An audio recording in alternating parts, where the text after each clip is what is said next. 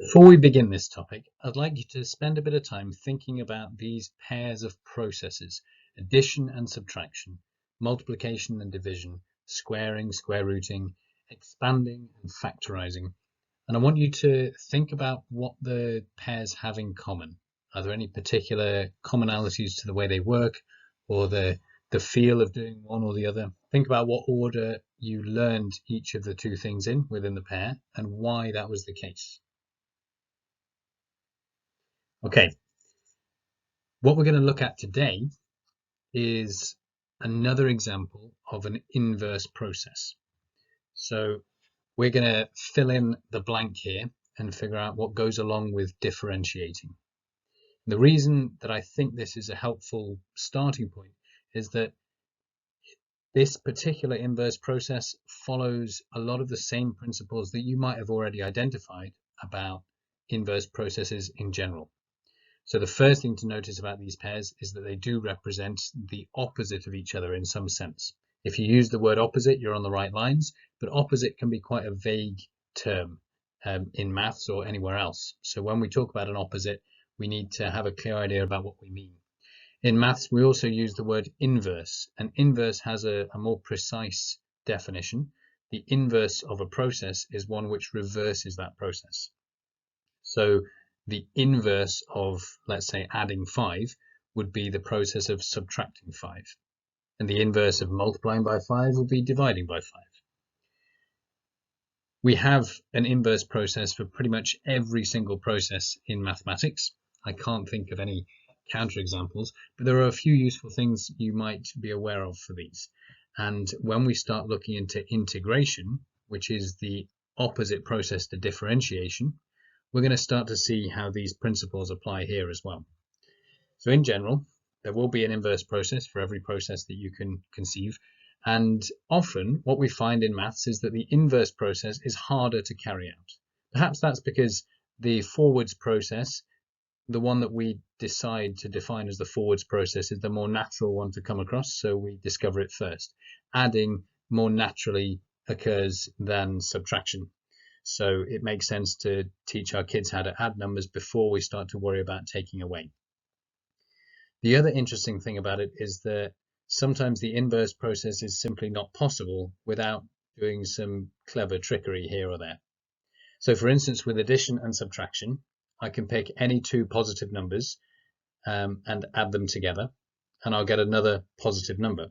But if I try to pick any two positive numbers and then perform a subtraction, if I try 7 take away 10, for instance, then I'm not necessarily going to end up with a positive number. So I would need to extend my definition of number just to ensure that there is always an answer to any subtraction question. You could argue that any addition fact can be rewritten as a subtraction fact.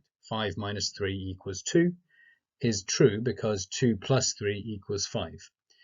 However, not all subtraction facts can be rewritten as an addition fact unless you are allowed to include the idea of negative numbers.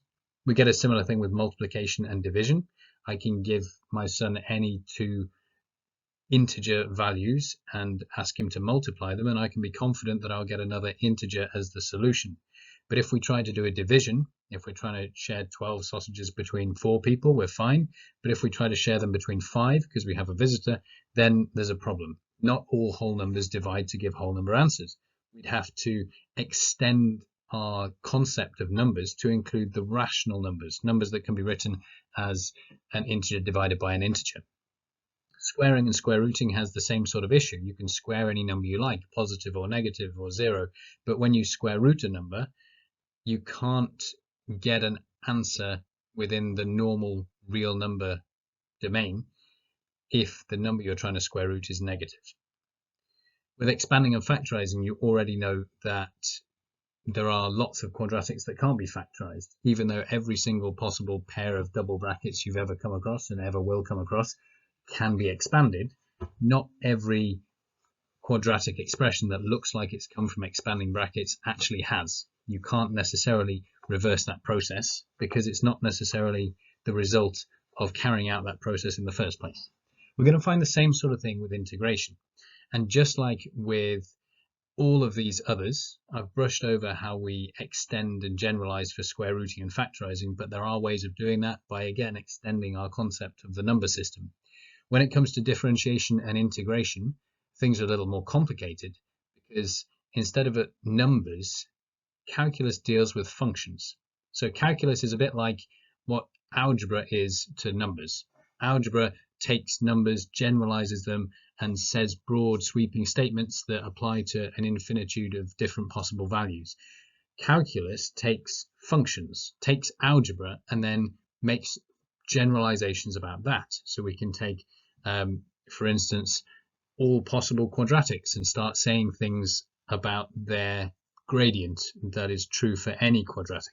So we start to move along the layers of abstraction to get to perhaps a deeper level and potentially harder to understand, but also more enlightening because it tells us about a broader range of things. That means that it's not enough just to invent a new number system when we're trying to integrate certain things. It's necessary to invent new functions. We're not going to delve into that during A-level Maths Year 1, or indeed in A-level Maths Year 2, or even further maths. But if you're curious about the functions that are impossible to integrate using our ordinary system, then I recommend you investigate things like the normal distribution curve. For now, it's enough to know that differentiation is straightforward and easy compared to integration in general. As we move on to more sophisticated functions and more complicated combinations of functions, you'll find that there is a rule for differentiating anything, any combination you like of any function you like, trigonometry, exponentials, whatever. We can have them multiplied, divided, we can have a function of a function. There will always be a rule. For integration, because it's an inverse process, it's going to feel a bit more like factorizing felt when you first learned about it. You know how to expand brackets, it's a routine process. Factorizing requires a little bit of flair. You've got to be able to think about a few different things at the same time. You've got to try things out, and it won't always work. And there are always going to be awkward ones somebody could throw at you that are either very difficult or potentially impossible. And it's going to be the same with integration. But by the same token, it's more interesting and fascinating. Just like most inverse processes that are harder to carry out and they don't always work, it becomes something that is a worthy challenge, and one where if we investigate it carefully enough, we'll discover all sorts of fascinating and useful ideas. Might be worth having a think, see if you can come up with any examples of processes or functions for yourself and their inverse. Do they follow the general patterns that I'm describing here, or are they something that contradicts these? Are they perhaps the exception that I've not thought of? Now we're going to start looking at integration properly, and we're going to define it initially as the opposite of differentiation. So the inverse, effectively, of a derivative is called the antiderivative, which is a phrase that has gone a bit out of fashion. Most of the time we will use the phrase integral, but I think it's worth having the word antiderivative at the very beginning because it helps to cement in your mind the fact that integration, or the process of integrating, is the opposite process or the reverse process to differentiation. So we talk about f dashed of x as being the derivative of f of x. If we go the other way around, we would say that f of x is the integral of f dashed of x.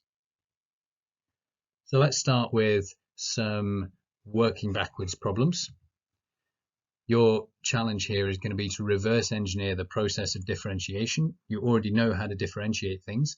Now I want you to see if you can work backwards. So if I tell you the gradient function, f dashed of x is 3x squared, can you work out what the original function would be? Try that with these three examples. Pause the video, write down your answers, and then we'll see if we agree. Okay, here's what I get for the first one, x cubed. We can check that if we bring the power down in front and reduce the power by 1, we do in fact get 3x squared. So this one checks out. The graph of y equals x cubed has a gradient function of dy by dx equals 3x squared. The next one is minus 3x squared. You can check that this one works as well. We can verify our answers simply by differentiating, in the same way that if you have successfully factorized a quadratic and you want to check that you were correct, then you simply expand your brackets and see if you get the same thing. The last one, we'd get a gradient of 2 with a function like 2x. This would be a linear function, therefore it has a constant gradient. So if we start with x squared and we differentiate it, we end up with 2x. The process is called integration when we go the opposite way around. So if x squared differentiates to give 2x, then 2x integrates to give x squared.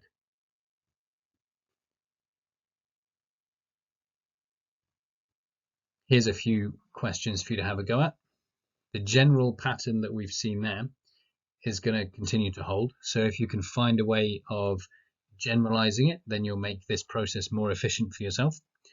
But when you think you've identified what the antiderivative, or rather the integral, would be for each of those, however you want to call them, when you think you know what it is, write it down and then try differentiating it to check to see if it really does give you the original function back again.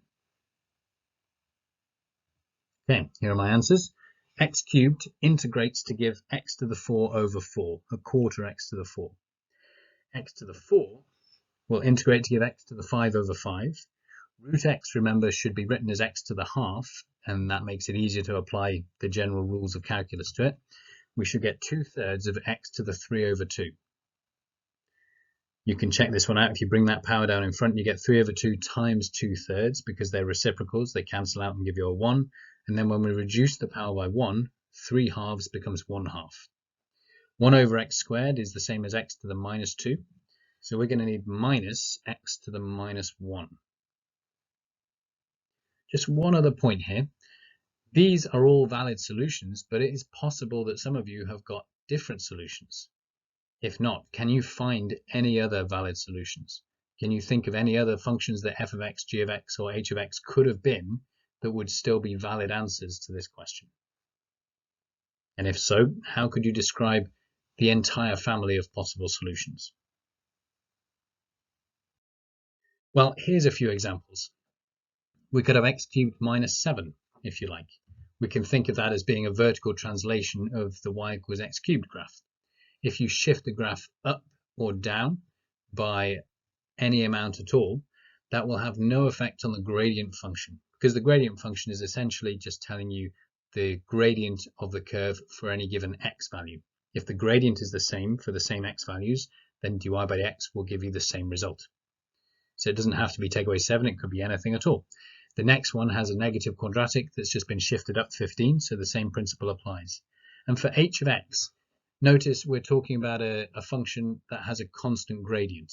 And generally speaking, when we think about a function with a constant gradient, we should be visualizing a straight line. This particular straight line must have a gradient of 2. That's why it's 2x plus something. But the something could be anything at all. So I've just given it a label. I've called it c, because it doesn't matter what the number is. As long as c is a constant, then this is a valid representation of a potential solution. It's a straight line with a gradient of 2, therefore the gradient function must be 2. This gives us a clue. In general, we can put this plus c on the end of any integral, and that allows us to describe not just one particular example of a function that differentiates to the thing we had, but it allows us to describe the entire family of all possible functions that differentiate to give that thing. X to the 4 over 4 will differentiate to give x cubed, and a constant, no matter what the size of the constant is, will differentiate to give 0. And since a constant is the only thing that can differentiate to give 0, we know that not only does this describe valid functions, but it describes a complete set of all valid functions. So you can think of these as being a family of solutions. Every single one of these curves is just going to be a vertical translation of every other one, and therefore the gradient function will be the same for each. In general, we could say that the integral of a function f dashed of x is going to be f of x, the original function, plus c. So we don't know effectively, is the answer. If we've been given the gradient function, we have lost information. Whatever the constant might have been for the original function, if you differentiate it, the constant differentiates to 0. Therefore, we can't reverse that process. The best we can do is say there may have been some constant on the end here, we don't know its value. And if you were given additional information, you could then calculate the value. For instance, if I told you that my gradient function was g dashed of x equals minus 6x, and that the curve passed through the point 0, 15, then you would know not only is the function of the form minus 3x squared plus c, but also when x is 0, y has to be 15. And that would enable you to calculate the precise value of c that satisfies not only the original differential equation, the equation involving a derivative, g dash of x equals something, but also it allows you to solve this particular form where you've been given some additional information as well. Now let's see if we can construct for ourselves a general rule to make life easier for us. We don't want to have to constantly be thinking backwards in order to work out what the integral of something would be. We should be able to make it so that integrating a power of x is almost as straightforward as differentiating a power of x. We know that x to the n differentiates to nx to the n minus 1, so effectively we've already got an integration result. If I am looking at, for instance, 5x to the 4, then I know it's going to integrate to x to the 5. But in general, it might be helpful to have a result that looks a bit more like this.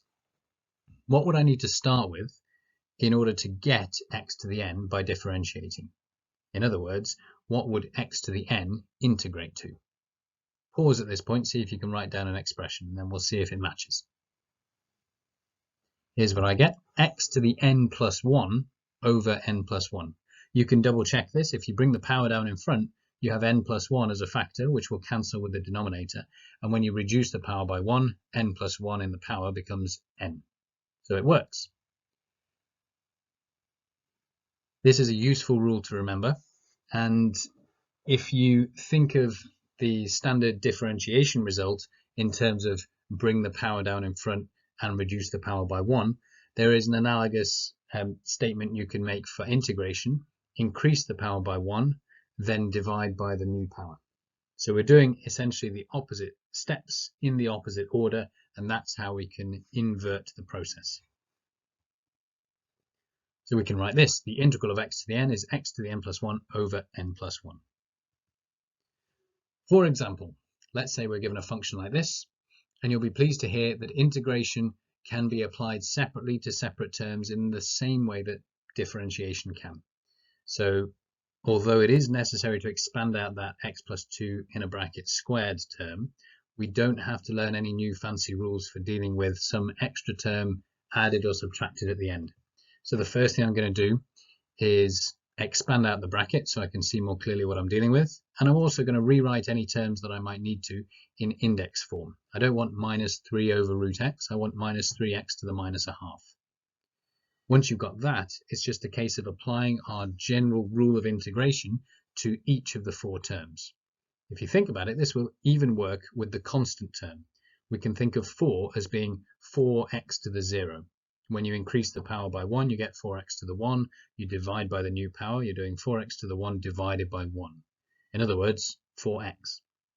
So the process will work for all of these. Take care when you've got fractions involved. The first term becomes x to the power of 3 over 3. 4x becomes 4x squared over 2. The 4 in front is not going to affect things. Just like with differentiation, treat it as a constant that will still be there at the end. X integrates to x squared over 2. So 4x integrates to 4x squared over 2.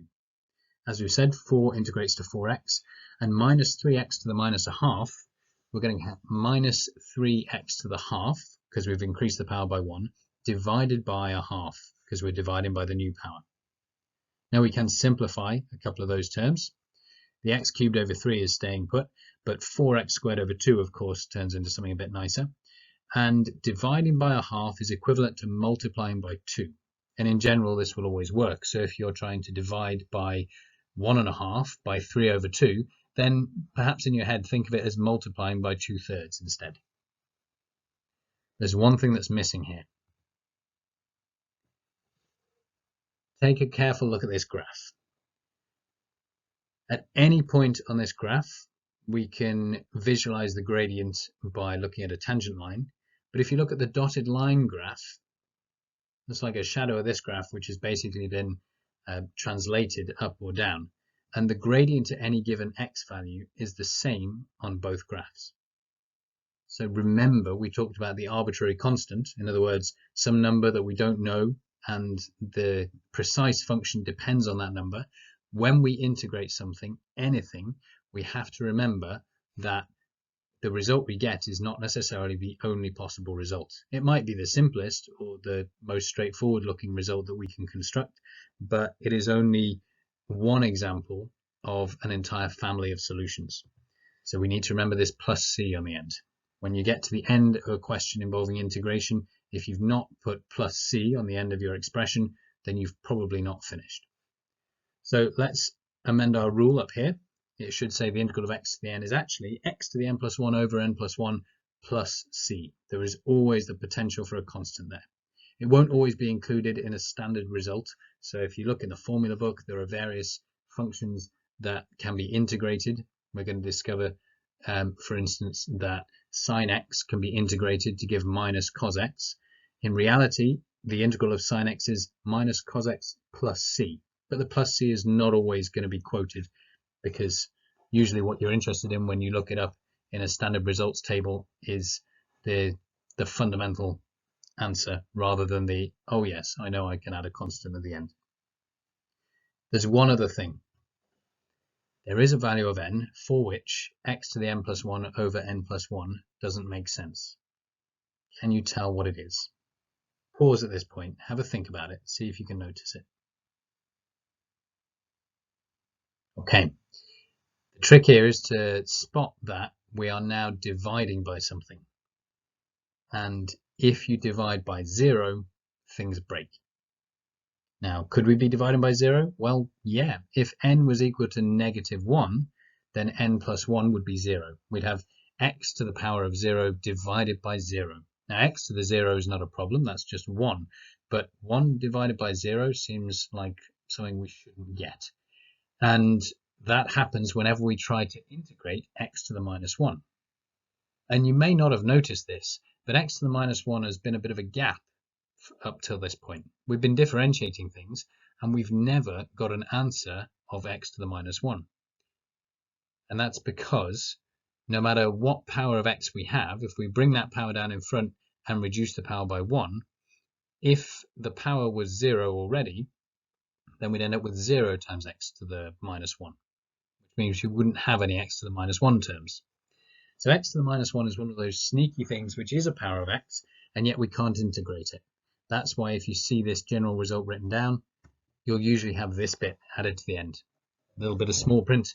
This doesn't work when n equals -1. If you're trying to integrate x to the -1, in other words, 1 over x, then we're going to need to come up with a whole different rule. And we will do that, but it doesn't come just yet in the course. So be patient. Now you can have a go at these 3 questions from exercise 13A, questions 2, 3, and 4. Pause, have a go at those, and come back when you're ready for the next bit. Now I'd like to change tack a little bit and look at a graph.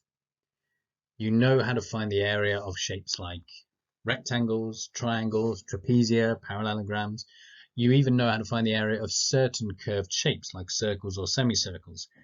This one is a parabola. This one's actually y equals 9 minus x squared.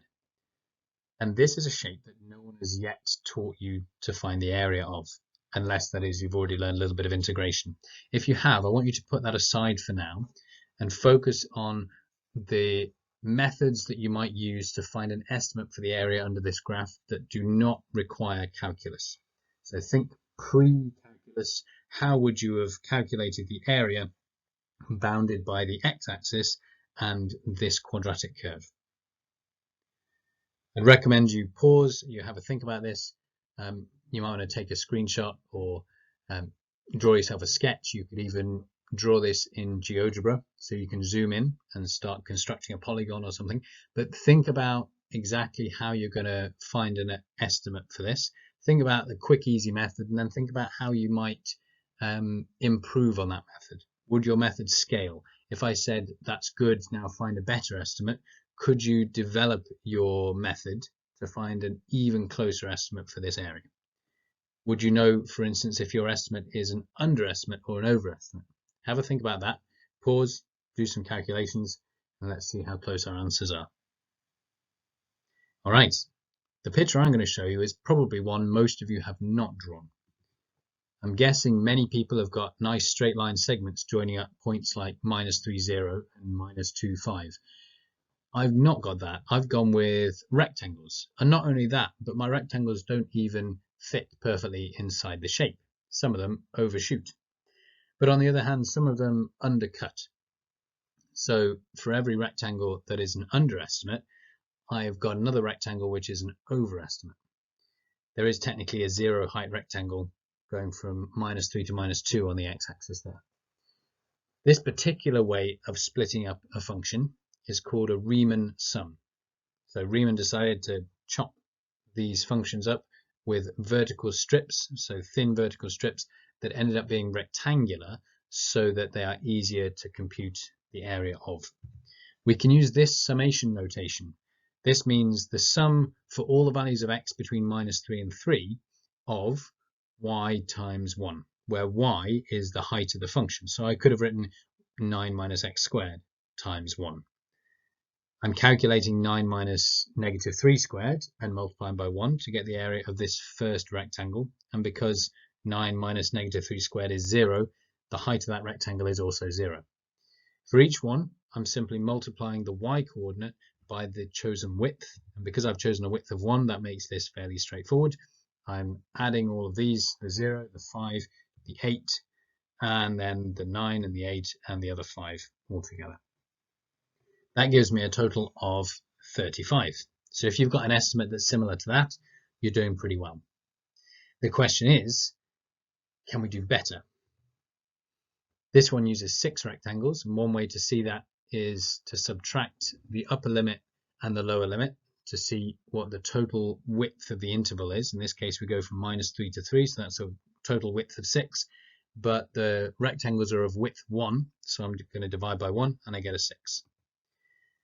Did you have a better approximation? Were you able to come up with a diagram that you think gives a more accurate representation?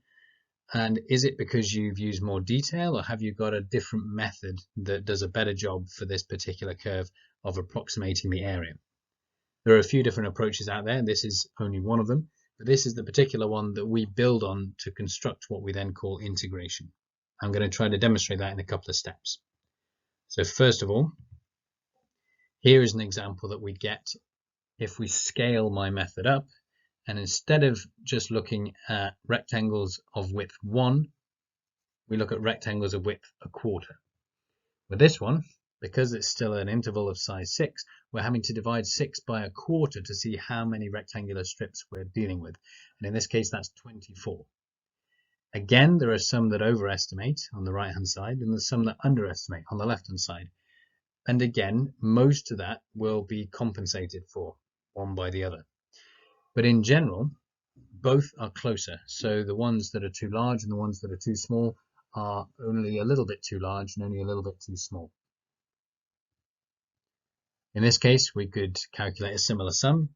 Here we have more terms. There are going to be 24 different numbers to add up, starting from the 0, the y value at -3 multiplied by the width of 0.25, and then the y value at -2.75 multiplied by the width of 0.25, and so on. There's a lot more things to add up. Each thing is smaller, so the overall total is going to be closer to the true area. Each individual part is contributing a smaller and smaller amount to the overall sum.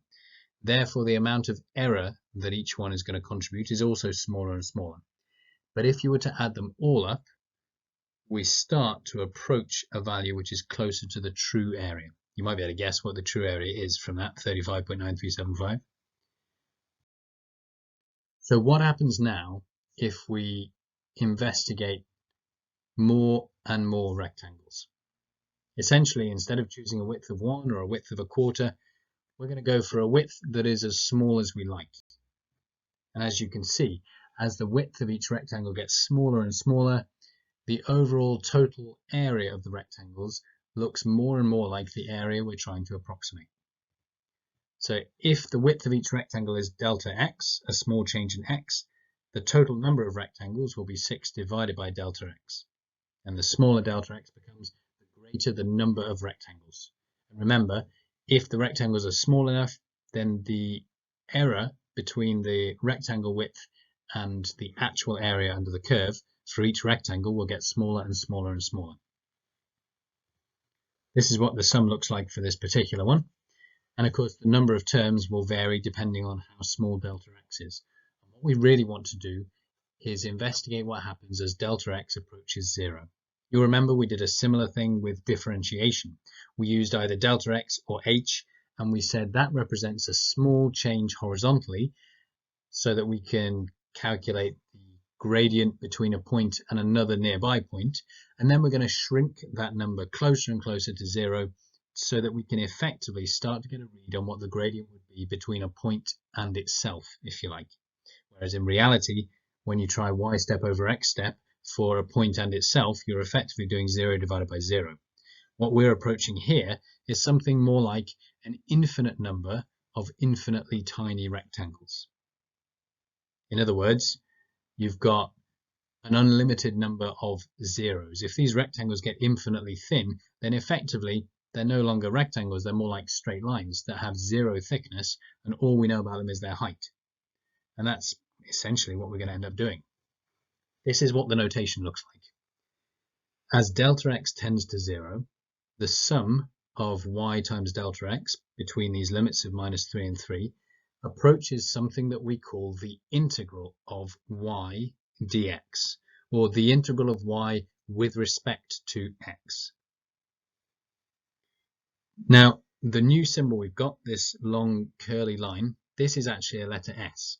Just like the capital sigma is a letter S, the capital sigma is the Greek letter S, and it represents a discrete sum. In other words, it's the sum of a finite number of numbers, whereas the Latin letter S, this long curly thing, this represents a continuous sum, which is a very strange idea, but the best way to think about it is in terms of the limit of the discrete sum. As we continually make the width of the bars thinner and make the number of bars proportionately greater, we end up approaching this thing that we call the integral. This particular integral is known as a definite integral. So if we are doing definite integration, then we are not just reversing a derivative process, but we're also substituting some numbers in order to get an answer at the end. And we'll see what that looks like in a moment. But essentially, we are going to perform the same process that we've done before. So if you have 9 minus x squared, you can integrate 9 minus x squared. That's the y inside the integral sign. And then we're going to apply the limits of x equals whatever, x equals -3 and x equals 3, if you like. Now, it's worth noticing here that the integral sign and the dx are both necessary for this particular process. What goes on inside here is the function itself that you want to integrate, and you can kind of treat the integral sign and the dx as a little bit like brackets. They go around the thing you're going to integrate. So 9 minus x squared is the expression you're integrating in this case, and the dx tells you that x is the variable you're interested in, and the integration sign tells you that you're going to integrate. So the entire thing will be read as the integral from -3 to 3 of 9 minus x squared dx, or the integral with respect to x of 9 minus x squared from -3 to 3. Now, with any new area of mathematics or any new technique, one of the first things you need to get to grips with is the number of different ways that a question involving this may be worded. Until you've seen a few, they might throw you somewhat. So we're going to have a look at a few different examples of questions that are all asking the same thing. Integrate 3x squared minus 4x with respect to x. That is essentially asking you to integrate the expression being given. There's no mention of y, there's no mention of f of x. They've just given you an expression and they've told you to integrate it with respect to x. So we perform that process. 3x squared becomes x cubed, minus 4x becomes minus 4x squared over 2, or just minus 2x squared. And then we have a plus c, a constant of integration that gets added on at the end. It might be that you're given the gradient function either as dy by dx or f dash of x, and you're asked to find the original function. It might be that they use the s notation that we looked at, the Latin letter s, for the integral of, and then dx at the end of that will represent the same thing as with respect to x. So it tells you the thing that we're cutting into infinitely tiny pieces. Dx is, in a sense, what you get when delta x shrinks smaller and smaller. It's known as an infinitesimal because in some sense it's like 0, but we're treating it a little bit differently in calculus.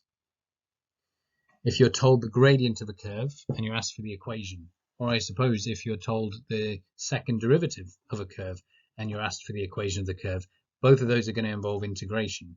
But if you know the second derivative, you might need to integrate twice to get all the way back to the original equation. One example of when that's going to happen is in mechanics, where if I give you the acceleration, you would need to integrate with respect to time to find the velocity, and then perhaps integrate your velocity expression with respect to time to get all the way back to displacement. So the answers, the solutions to these should all look very similar. They all have x cubed minus 2x squared plus c, and in most cases that's all you would need to write. Depending on the wording of the question, you might want to write it as an equation rather than an expression with y equals. Have a look at this one for a minute. This is similar to the questions you've seen before, but f dash of x equals 3x plus 5x to the 4 plus 2. If you were asked to find f of x, then you would simply integrate each section and you've got your overall result, not forgetting plus c. Perhaps you might want to pause and write down the other different ways of wording this same question. Practice writing the integral symbol, for instance. That long, funny S shape will take a bit of practice. So try writing this question down in a few different ways. And then you can have a go at these 5 questions, 10, 11, 12, 13, and 14 from exercise 13b to practice the process of integration along with the appropriate notation. So we've talked about how differentiation is in some sense an answer to 0 divided by 0, the gradient between a point and itself. And integration in some sense is infinity multiplied by 0. We're looking at how we can get a sensible answer by adding an infinite number of infinitely thin rectangles. And the example we're going to use here is going to be the same one that we started out with when we were estimating a moment ago. If we want to find the exact area enclosed by the curve y equals 9 minus x squared, then we're looking for this. There's no messy rectangles. We need the precise area enclosed by, as it says in the question, the curve, the x-axis, and the lines x equals minus 3 and x equals 3. This is their way of saying here are the limits that you need to use. But depending on the situation, you might be expected to find the limits for yourself. Later on, we'll investigate what happens when the curve is below the x-axis or when the curve is partly below the x-axis. And there's a few other nuanced subtleties that we need to get into. But first, let's get to grips with this key idea. If we want this area, we do it by integrating the function between minus 3 and 3. Now you can write x equals minus 3 and x equals 3, but unless there is a particular reason to, for instance, a change of variables where instead of x you might have t in there, which you'll get to in A-level Maths Year 2, unless there's a particular reason to have a different variable, we're going to assume that the 3 and the minus 3 refer to x. The other thing to notice is that when we're trying to find the area between 2 points, we integrate from the leftmost x value to the rightmost x value. So we're going from minus 3 up to 3. Well, what that actually looks like in practice is this. We integrate the 9 minus x squared and we get a result, 9x minus x cubed over 3. But because there are limits, there's a minus 3 and a 3, we put big square brackets around the integral and we include those limits at the top and at the bottom. The next thing we're going to do is evaluate what's in the square brackets at each of those different values, at 3 and at minus 3, and we're going to subtract. Now the logic behind this is a little bit like me telling you that I earn £200 today and I spent £50 today. You can't tell me from that information how much money I have, but you can tell me how much money I have at the end of the day relative to the beginning of the day. If I earned 200 and spent 50, then I've got 150 pounds. You would like to know how much I had at the start and how much at the end, and then subtract the two. But even if you don't know those two values, you can make use of the fact that it went up by 200 and down by 50, and that still gives you the same result, 150 up. So that's what's happening here. When we sub in 3, what we're getting is a value which somehow represents the area of the curve relative to a certain point, which is not relevant because the second bracket gives you the area of the curve relative to that same certain point. And those two numbers themselves are not necessarily particularly useful. They don't necessarily tell you anything particularly relevant, but the difference between them, that's what matters. So it would be a little bit like you deciding you're going to pretend I had £100 at the beginning of the day, and then when I earned 200, it went up to £300, and when I spent 50, it went down to 250. Now you can calculate how much more I have at the end than the beginning by using your made-up £100 starting point and the probably inaccurate £250 ending point. Your starting point wasn't necessarily accurate, but the gap between your starting point of 100 and your calculated ending point of 250 is the same size gap as the true gap between my starting balance and my ending balance. Whether or not I had 100 at the beginning or 1,000 or minus 10,000 will not make a difference to the difference between the two values. So in this case, if you evaluate the first bracket, which is what happens when we sub in 3, and you evaluate the second bracket by subbing in minus 3, then we take care with the minus signs. 18 take away negative 18 gives us an area of 36. You might remember our estimates were coming close. Even the first estimate was 35, and the next estimate was 35.9 something. But if we could continue forever making those rectangles thinner and thinner, we would eventually end up approaching a limit of an area of 36 units. So what about that plus C? I said every time you integrate, you should be including a plus C. I seem to be breaking my own rule here. Well, if you're curious, I recommend you try working through this for yourself, but include plus C. C is an arbitrary constant. We don't know exactly which curve we're thinking about when we perform this integration. An entire family of different cubics have the same derivative, the same gradient function of 9 minus x squared. So which one is it that we're dealing with? Try putting in plus C and see what happens to the values in the two brackets when you do the subtraction, and that will give you a clearer sense, I think, of why this subtraction works the way it does and why it doesn't actually matter that we don't know what C is. Then you can have a go at these questions 2, 3, 4 and 5 from exercise 13b. In this very last section, I just want to show you one of the nicest results I've seen for integration. If you integrate 2 pi r with respect to r, then we get pi r squared. Now maybe we should have a plus c on there, but we also know that the area of a circle is 0 when the radius is 0.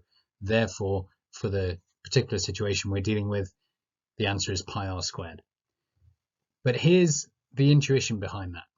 We can think about the area of a circle, technically disk is what we call it when it's a solid filled in circular shape. The area of that disk can be thought of as the sum of an infinite number of infinitesimally thin circular rings. The width is shrinking towards 0, that's why we call it dx, something smaller than any positive value, and the length of each one will basically be the circumference of the circle, 2 pi r. So if we were to do a continuous sum, the integral of 2 pi r dr, then we get the area of the disk. This is quite a nice representation of it, and in fact there are some brilliant articles on understanding calculus at betterexplained.com, so I highly recommend that. If you want to see a slightly different way of looking at this that involves rearranging and splitting a circle up into wedges a bit like this, then keep watching and I'll show you the animation. One of the first people who was able to come up with an accurate representation for the length of the circumference of a circle based on its radius. His plan was essentially to consider polygons that fit inside a circle And the more sides the polygon has, the closer its perimeter comes to being the same as the perimeter of the circle itself. And by considering a polygon of, say, 72 sides that fits just inside the circle and therefore has a perimeter slightly less, and another one with 72 sides that goes outside the circle with a perimeter slightly more, he was able to get a pretty good approximation for pi. The next thing we're going to look at is how we can use the circumference of a circle to calculate the area of a circle. The first thing to do is notice this. We've got a circle with radius r, and we're going to straighten the circumference. We're going to unroll it so that we can look at its total length. And then we're going to dissect the circle into a bunch of different pieces. The key thing here is that we want to unroll the pieces in the same way that we unroll the circumference. Notice the circumference is 2 pi r, which means the total length of this line is 2 times pi times the radius. And when we rearrange the pieces, we can unfold those and we get this weird jaggedy shape. But if we go one step further and fold half of them back in, they fit nicely with each other. You can see that the amount they've been unrolled leaves gaps that are just the right size for this. And of course, if we decided to do this process with a greater number of parts, we get a similar approach, similar kind of diagram, but the difference is each of the spikes is sharper. So we've got a more vertical line here on the right and a more vertical line here on the left. The question is, if we were to continue this indefinitely, so we make these pieces smaller and smaller and smaller, and we still consider the same rearrangement of the pieces, then what do we notice about the shape that we've constructed through this rearrangement? It should be the case that if you break apart a shape with a finite area and put it back together in a different way, it shouldn't change the area. It's one of the fundamental things about area. It is invariant under transformations like this. We can move, rotate, we can put the things in different places, and we can change which way around they go. We could even flip them over if we wanted to, and that shouldn't affect the area. The question to ask yourself is, what are the dimensions of this shape, and then what shape does it look most like? Even though technically these bits at the top are curved, because we've dissected the circle into so many pieces, they look a lot like straight lines. If we only had a few pieces, you would be able to detect the curvature in the top and the bottom lines. But the more parts we break the circle into, the less each individual piece has curve there, because the vertical and the two slanting lines end up being more and more similar to one another. So try to imagine the logical extension of this to hundreds of parts and see if you can calculate the total area of the resulting shape. You should be able to see that because the total circumference is 2 pi r, when we fold half of these pieces over, so the blue half overlaps with the red half, now the width of this rectangle that it's turning into is just pi times r, and the height, well, that's just the radius.